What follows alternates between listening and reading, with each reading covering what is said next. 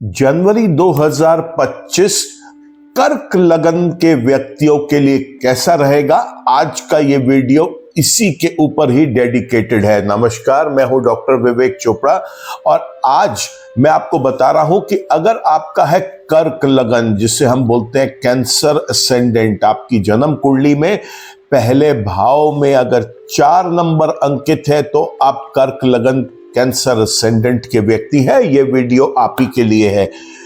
सबसे पहले हम ये समझते हैं कि 9 के 9 ग्रह जनवरी 2025 में आपको कैसे लाभ पहुंचाएंगे, और अगर वो लाभ पहुंचाने की स्थिति में नहीं है तो मैं आपको ये भी इस वीडियो में बता दूंगा कि आप उनकी नेगेटिविटीज को कैसे रिड्यूस कर सकते हैं। चर्चा शुरू करेंगे हम सबसे पहले सूर्य के साथ। सूर्य 14 तारीख तक रहेंगे धनु राशि में और इसके बाद सूर्य मकर राशि में प्रवेश करेंगे मकर संक्रांति वाले दिन 14 तारीख को।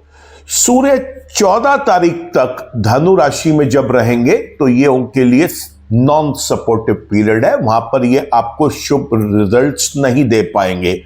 सूर्य यहां पे दूसरे स्थान के स्वामी है, छठे भाव में आके बैठ गए, तो यहां पर आपको धन की दृष्टि से कुछ कमी आती हुई महसूस होगी, कम्युनिकेशंस में प्रॉब्लम रहेगा और अपने कुटुंब के साथ, परिवार के साथ आपको अपना तालमेल बनाने में कुछ परेशानियां आ सकती है। छठे भाव में बैठकर वो रोग, ऋण, विघ्न, बाधाओं को बढ़ा सकते हैं और आपको शत्रुओं से नुकसान पहुंच सकता है। यहां बैठकर 12वें भाव को देखेंगे तो हॉस्पिटल बिल्स में भी वृद्धि हो सकती है, मान सम्मान प्रतिष्ठा की हानि हो सकती है यहां पर।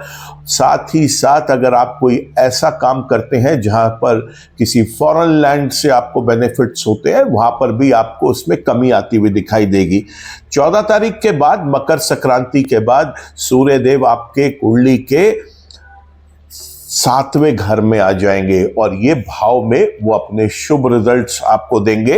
तो जो पहले 14 दिन सूर्य ने आपसे छीना है, सूर्य आपको अब अगले 16 दिनों में उस चीज का बेनिफिट देते हुए दिखाई देंगे। सबसे पहले धन इस समय आगमन वापस शुरू हो जाएगा, कम्युनिकेशन बेहतर हो जाएगा, परिवार में जो तालमेल बिगड़े हुए थे वो ठीक होने शुरू हो जाएंगे। अगर आप कोई भी ऐसा काम करते हैं जो पार्टनरशिप में कर रहे हैं आप, उसमें भी लाभ होगा, दैनिक रोजगार में वृद्धि होगी। साथ ही साथ आपको स्वास्थ्य की दृष्टि से ये समय आपके लिए बेहतर रहेगा, मान सम्मान प्रतिष्ठा खोई हुई वापस मिलेगी और किसी और चीज के लिए भी मान सम्मान आपको मिल सकता है। पति पत्नी के बीच के जो रिलेशनशिप्स हैं वो बेटर होंगे और अगर कोई लोग इस समय ऐसा प्लान कर रहे हैं कि वो विवाह करें तो ये 14 जनवरी के बाद का जो पीरियड है वो विवाह को फिक्स करने के लिए या उस समय में विवाह करने के लिए भी बहुत अच्छा है। कोई नया काम शुरू करना चाहते हैं पार्टनरशिप में तो ये बेहतर समय रहेगा। बात करते हैं अब हम मंगल की। मंगल ग्रह कुंडली में पूरा ही महीना आपके अच्छे रहेंगे, क्योंकि पहले ये आपके कर्क राशि में रहेंगे और फिर वक्री होके ये आपके मिथुन राशि के अंदर आ जाएंगे और ये दोनों ही पर्टिकुलर इनके गोचर मंगल के आपके लिए शुभ रहने वाले हैं। मंगल ग्रह यहां पर पंचम भाव के और 10वें स्थान के स्वामी है, तो एक केंद्र और एक त्रिकोण के स्वामी है और 21 तारीख तक वो रहेंगे यहाँ पर कर्क राशि में, केंद्र में ही। ऑल्दो ये उनकी जो राशि है ये नीचस्थ राशि बोलते हैं, इस राशि में मंगल ग्रह जो है वो नीच प्रभाव देते हैं, लेकिन उसके बावजूद इस लगन के व्यक्तियों के लिए यहाँ पे नीच प्रभाव भी उनके लिए शुभ ही रहेगा। यहाँ पर संतान की दृष्टि से आपको चिंता मुक्त आप हो जाएंगे। अगर आप पढ़ने लिखने वाले विद्यार्थी हैं या कोई कंपटीशन की तैयारी कर रहे हैं तो आपके लिए ये बेहतर समय रहेगा। कारोबार की दृष्टि से चाहे नौकरी में है, व्यापार में है, वहां पर भी लाभ मिलता हुआ आपको दिखाई देगा। कोई नया काम आप शुरू करना चाहते हैं, कोई नया कोर्स आप कोई ज्वाइन करना चाहते हैं जो आपके करियर के लिए हो, ये बेहतर समय है उसके लिए। साथ ही साथ जो लव रिलेशनशिप्स हैं वो बेटर होंगे। स्टडी में तो फोकस बनेगा ही बनेगा, अर्निंग के सोर्सेस भी बढ़ेंगे यहाँ पर। कोई नई योजनाओं के लिए आप अपने मन में सोच रहे थे तो ये उसे इम्प्लीमेंट करने का एक बहुत बेहतर समय है। 21 तारीख के बाद मंगल ग्रह जो है वो कुंडली के 12वें स्थान पे चले जाएंगे, लेकिन उनके फल यहाँ पर भी आपको अच्छे ही मिलने हैं। 12वें स्थान पर आकर मंगल यहाँ पर आपको कोई ऐसा काम देंगे जिससे आप किसी फॉरेन कंट्री से कोई अपना एसोसिएशन बना सकते हैं। अगर कोई हॉस्पिटल बिल्स आपके बढ़े हुए थे उसमें भी आपको अब कमी आती हुई दिखाई देगी। मान सम्मान प्रतिष्ठा में भी वृद्धि होती हुई दिखाई देगी। मंगल की जो दृष्टियां हैं वो होती है 4वीं, 7वीं और 8वीं। तो इस पूरे के पूरे पीरियड में मंगल आपको चल अचल संपत्ति में भी वृद्धि कराते हुए दिखाई दे रहे हैं। माता जी की तरफ से अगर आपको उनके स्वास्थ्य की वजह से कोई चिंता थी या उनके साथ आपका किसी रीजन से तालमेल बिगड़ा हुआ था, वहां पर भी वो ठीक होता हुआ दिखाई दे रहा है। आपको पति पत्नी के बीच के जो रिलेशनशिप्स हैं या पार्टनर्स के साथ जो कंपैटिबिलिटी है वो भी बेहतर होगी। दैनिक रोजगार में और रास्ते खुलेंगे यहाँ पर। साथ ही साथ अगर आप किसी क्रिएटिविटी, इनोवेशन, रिसर्च के वर्क में है वहाँ पर आपको रिकॉग्निशंस भी मिलेंगे। गुप्त शत्रु आपके सामने आएंगे और आपको पता चलेगा कि उनको आपको कैसे हैंडल करना है। परेशान तो वो आपको यहाँ पे बिल्कुल भी नहीं कर पाएंगे। रोग, ऋण, विघ्न, बाधाओं से भी छुटकारा मिलता हुआ दिखाई दे रहा है। कुल मिलाकर मंगल का ये गोचर पूरा महीना एंजॉय कराने वाला है। बात करेंगे अब हम बुध ग्रह की। बुध ग्रह इस समय धनु राशि में चलेंगे 24 जनवरी तक, और साथ ही साथ केतु ने भी बुध के ही रिजल्ट्स देने हैं। तो यहां पर आप ये समझिए केतु और बुध आपको 24 जनवरी तक अच्छे रिजल्ट्स नहीं देंगे, और यहां पर हमें सावधानी बरतनी है क्योंकि बुध ग्रह इस कुंडली में 12वें और तीसरे स्थान के स्वामी है, 6ठे भाव में चलेंगे। तो रोग, ऋण, विघ्न, बाधाओं को बढ़ाएंगे। गुप्त शत्रुओं से हमें नुकसान पहुंच सकता है यहां पर। साथ ही साथ छोटे भाई बहनों के साथ कोई तालमेल में हमारी कमी आएगी। हमारे पराक्रम में यहां पर नुकसान होता हुआ दिखाई दे रहा है। साथ ही साथ हॉस्पिटल बिल्स की बढ़ने की गुंजाइश बन रही है यहां पर। और एक चीज और मैं आपको बताऊंगा यहां पर कि मान सम्मान प्रतिष्ठा को भी ठेस पहुंच सकती है। यहां पर बुध ग्रह जो है वो जब तक धनु राशि के अंदर रहेंगे 24 तारीख तक तो कष्ट देंगे। इसके लिए दुर्गा माँ की पूजा अर्चना करें। आप गाय को आप यहाँ पर हरा चारा खिलाएं, ऐसा करना बेहतर रहेगा। रात्रि के समय एक मुट्ठी साबुत हरे मूंग की दाल को पानी में भिगो के रख दें और सुबह उठ के उसे, इस दाल को आप पक्षियों को खाने के लिए डालें, ऐसा करना भी अच्छा रहेगा। यहाँ पर बुध के मंत्र जप करना बहुत शुभ रहेगा। अंधेरे में सोने से बचें। वहां पर आप एक लाल रंग का बल्ब लगाएं, ऐसे करने से भी आपको इंप्रूवमेंट्स दिखाई देंगे। 24 तारीख से इस महीने के आखिर तक बुध ग्रह मकर राशि में गोचर करेंगे और यहाँ पर जो चीजें उन्होंने 24 दिनों में आपसे छीनी है वो आपको वापस देते हुए दिखाई देंगे। खोया हुआ मान सम्मान वापस मिलेगा। यहाँ पर साथ में 7वां घर जो है वो पति पत्नी के साथ एक अच्छे रिलेशनशिप्स बनाने का है। यहाँ पे पार्टनर्स के साथ एक रिलेशनशिप बेटर होगा। दैनिक रोजगार की दृष्टि से बुध का ये गोचर शुभ रहेगा।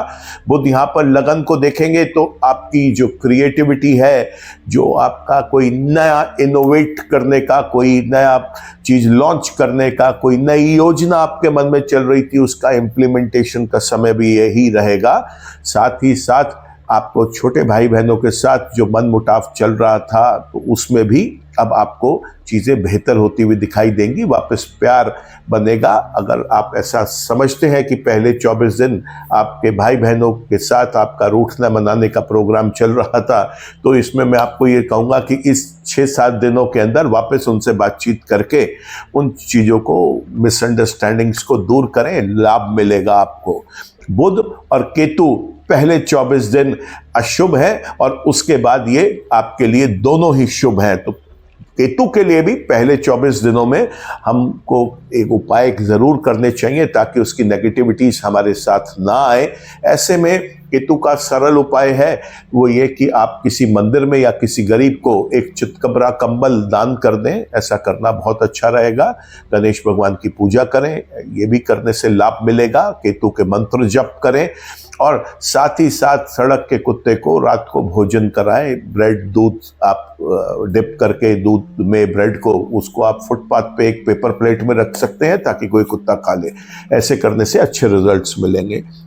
बात करें अगर हम बृहस्पति की, तो बृहस्पति इस कुंडली के अंदर आप ये मान के चले कि 6ठे और 9वें स्थान के स्वामी हैं और इस गोचर में वो 11वें भाव में चल रहे हैं। काफी समय से इसी भाव में ही है, अगले साल उनका गोचर होगा तब वो यहाँ से निकल के मिथुन राशि में जाएंगे।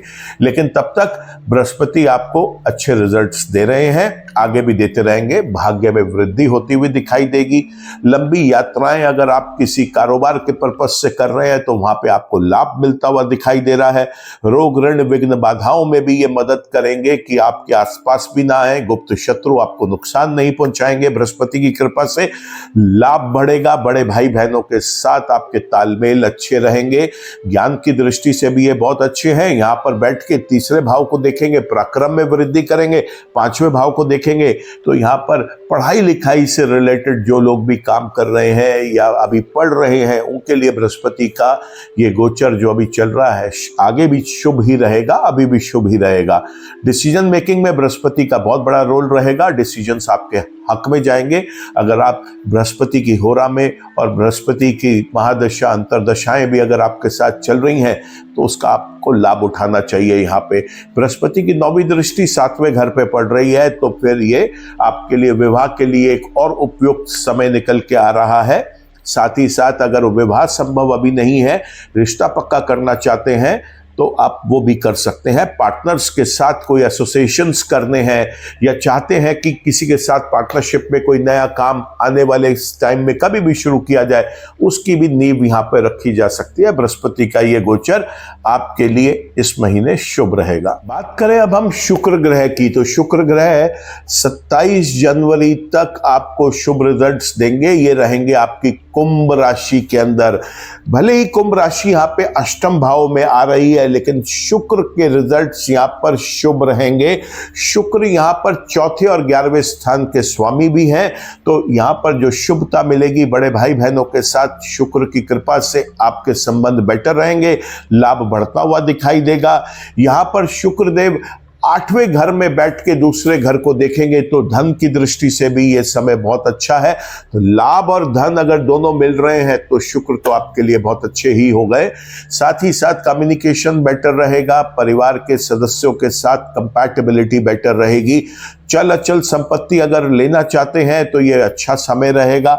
साथ ही साथ आप देखेंगे कि आपके माताजी के साथ आपके संबंध बेहतर हुए। अगर उनके स्वास्थ्य में कोई परेशानी चल रही थी और आप उससे चिंतित थे तो आप इस समय अपने उस चिंता से भी बाहर निकलते हुए दिखाई दे रहे हैं। समाज में प्रतिष्ठित लोगों के साथ आपके संबंध बेटर रहने की और ज्यादा संभावनाएं शुक्रदेव आपको देंगे। यहाँ पर शुक्रदेव जो है 8वें घर में बैठे हैं तो जो लोग क्रिएटिविटी, इनोवेशन और रिसर्च से रिलेटेड वर्क में एसोसिएटेड हैं और उनको ये ऐसी उम्मीद है कि उनकी ये क्रिएटिविटी, उनका ये नया कॉन्सेप्ट कोई भी कंपनी या कोई ग्रुप उसको एक्सेप्ट करे और उससे उनको धन का लाभ हो, तो वो पर्टिकुलर टाइम बहुत अच्छा है ये 27 जनवरी तक का, जिसमें आप इस बात का फायदा उठा सकते हैं और आपके क्रिएटिविटी को एक्सेप्टेंस मिलती है तो एक अच्छा धन लाभ आपको मिलता हुआ दिखाई दे रहा है।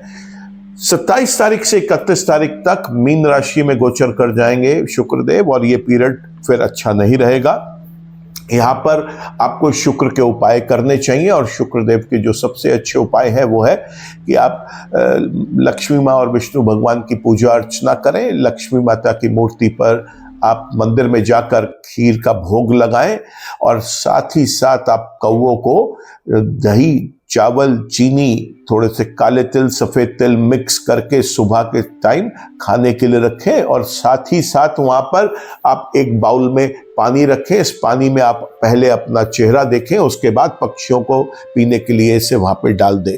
कुल मिलाकर शुक्र का जो गोचर है अधिकतर समय के लिए जनवरी के अच्छा रहने वाला है। अब बात करते हैं अब हम शनि ग्रह की।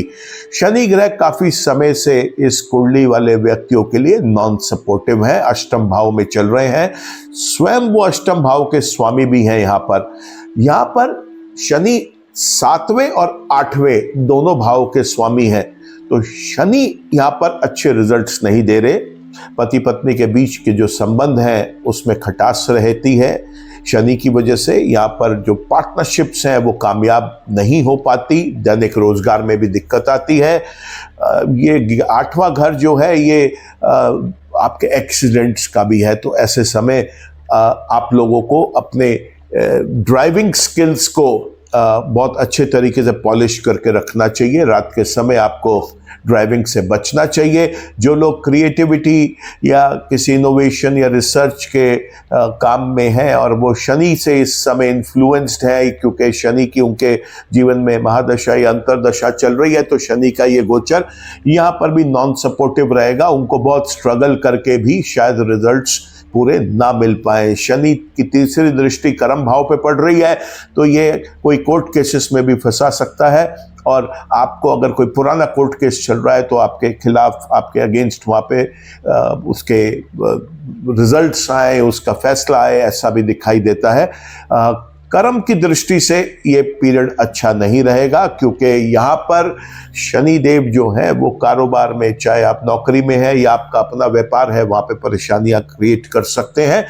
शनि यहाँ पर आपके दूसरे भाव को भी देख रहे हैं, तो धन और कुटुंब की दृष्टि से भी ये पीरियड ठीक नहीं है, और 10वीं दृष्टि से पंचम भाव को देखेंगे तो वो भी आपके लिए, पढ़ाई लिखाई वाले लोगों के लिए पढ़ाई लिखाई में प्रॉब्लम क्रिएट करेगा। जो लोग मैरिड हैं और बच्चे हैं उनको बच्चों की तरफ से कोई कष्ट दे सकता है, कोई चिंता में डाल सकता है, डिसीजंस को खराब कर सकता है, अर्निंग्स में इफेक्ट लेके आ सकता है। शनि की अशुभता को कम करने के लिए मैं आपको रेकमेंड करूंगा कि यहाँ पर हम शनि देव की प्रतिमा पर सरसों का तेल चढ़ाएं। शनिवार के दिन चौमुखा सरसों के तेल का दीपक शनि देव के आगे जाकर जलाना शुभ रहेगा। यहाँ पर आप सरसों के तेल में बनाकर घर में कुछ खाने पीने का सामान जाके गरीबों में, भिखारियों में बांटे। ऐसा करने से भी शनि देव की असीम कृपा प्राप्त होगी और उनकी अशुभता में आपको कमी दिखाई देगी। राहु की अगर हम बात करें तो राहु कुंडली के 9वें स्थान पे मीन राशि के अंदर चल रहे हैं कर्क लगन वालों के, और ये बड़ी प्रिय पोजीशन है राहु के लिए। और राहु यहाँ पर आपको सपोर्ट करेंगे, आकस्मिक तरीके से आपके भाग्य को चमकाएंगे। यहाँ पर आपकी धर्म के प्रति रुचि भी बढ़ सकती है। पिता के लिए भी ये राहु का गोचर जो चल रहा है ये शुभ है। लंबी यात्राएं अगर आप प्लान करना चाहते हैं किसी व्यापार के लिए या किसी अपने लिए कोई स्टडी के लिए कोई पॉइंट ढूंढने के लिए, तो ये बहुत अच्छा पीरियड है जिसमें आप कोई भी लंबी यात्रा किसी अच्छे उद्देश्य से अगर करेंगे वो उद्देश्य आपका पूरा करेगा राहु यहाँ बैठ के लगन को भी देख रहे हैं, तो ये आपको जो आप प्लानिंग कर रहे हैं उसमें मदद करेंगे आपको आगे बढ़ने के लिए। और उस प्लानिंग को जब आप इम्प्लीमेंट करेंगे तो आप देखेंगे कि राहु के सपोर्ट से वो सक्सेसफुल भी रहा है। राहु यहाँ पे पराक्रम को भी बढ़ाएंगे, छोटे भाई बहनों के साथ, पिता के साथ और आपकी संतान के साथ आपके संबंध बेटर करेंगे। लव रिलेशनशिप्स के लिए राहु का बहुत अच्छा रोल रहेगा। साथ में यहाँ पर जो लोग पढ़ रहे हैं उनको भी राहु का सपोर्ट मिल रहा है चार्ट में। राहु का और सपोर्ट अगर आप चाहते हैं तो मैं आपको कहूँगा यहाँ पे कि आप भैरव भगवान की पूजा करें, अर्चना करें, उनके मंदिर में जाके माथा टेकें, और साथ ही साथ सुबह आप चिड़िया को, कौवों को और पक्षियों को आप खाने के लिए कोई दाना डालें वहाँ पर, और एक बाउल में पानी भर के रखें। इस तरीके से राहु के आपको और अच्छे रिजल्ट्स मिलेंगे। आपने देखा कि कर्क लगन वाले व्यक्तियों को कुल मिलाकर ये जो महीना है, ये देखिए ग्रह तो शुभ भी हो सकते हैं, अशुभ भी हो सकते हैं। मैंने आपको सारे कॉम्बिनेशंस बताए। यहाँ पे चंद्रमा के बारे में भी बताना चाहूंगा। चंद्रमा इस लगन वाले व्यक्तियों का स्वामी ग्रह भी है, क्योंकि कर्क लगन के जो स्वामी होते हैं वो चंद्रमा है। लेकिन चंद्रमा हर 2.5 दिन में अपना स्थान बदलते हैं, और इसलिए वो किसी राशि में शुभ और किसी राशि में अपनी अशुभ अवस्था में आते हैं। चंद्रमा को हैंडल करने के लिए और चंद्रमा को और बेटर करने के लिए सबसे पहले तो इस लगन वाले व्यक्तियों को एक मोती रत्न धारण कर लेना चाहिए जीवन भर के लिए, उनके लिए लाभ देगा।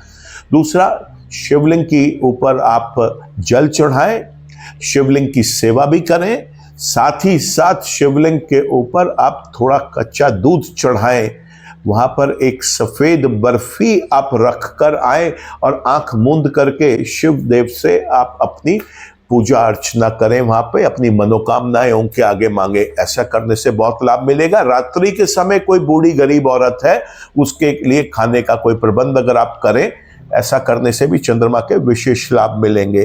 तो इस तरीके से 9 ग्रह आपको इस महीने इस तरीके का प्रभाव देंगे। जो ग्रह अशुभ है मैंने उसके उपाय भी आपको बताए हैं। उम्मीद करता हूं कि उन उपायों को करके आप अपनी प्रॉब्लम्स से बाहर निकलेंगे और जो अच्छा पीरियड, जो अच्छे प्लैनेट्स आपको दे रहे हैं, उसका आप अधिक से अधिक लाभ उठा पाएंगे। अगर आपको ये वीडियो पसंद आया हो तो मैं कहूँगा आप इसे लाइक करें, कमेंट करें, शेयर करें। आपने अगर इस चैनल अब तक सब्सक्राइब कर लिया है तो थैंक्स फॉर दैट। अगर किसी कारण से नहीं कर पाए तो रिक्वेस्ट करता हूँ कि आप इस चैनल को भी सब्सक्राइब करें, बेल आइकन को एक बार क्लिक कर लें ताकि आगे के सारे अपडेट्स आपके पास सही समय पर जैसे ही वीडियो अपलोड हो आते रहें। ईश्वर आप सबका भला करे दोस्तों। नमस्कार।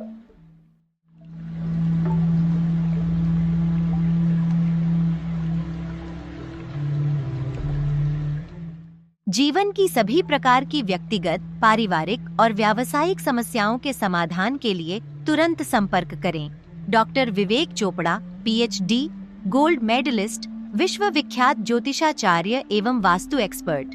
कॉल अथवा व्हाट्सएप करें 9311131069 9212243169।